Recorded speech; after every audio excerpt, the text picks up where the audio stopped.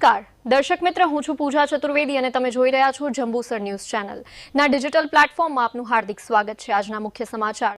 જંબુસર નગરપાલિકા વિસ્તારમાં મીઠા પાણી માટે અગત્યની જાહેરાત।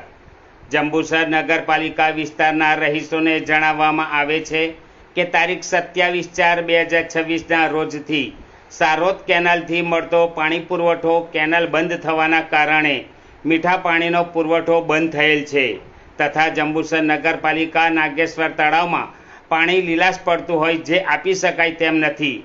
ગુજરાત પાણી પુરવઠા અને ગટર વ્યવસ્થા બોર્ડ દ્વારા મીઠા પાણીનો મળતો પાણી પુરવઠો અઠવાડિયામાં 2 દિવસ મીઠું પાણી આપી શકાશે અને કેનાલમાં પાણી પુરવઠો શરૂ થયે મીઠું પાણી રાબેતા મુજબ આપવામાં આવશે તેમ જંબુસર નગરપાલિકાના હુકમથી જાણ કરવામાં આવે છે, જેની જાહેર જનતાએ નોંધ લેવી।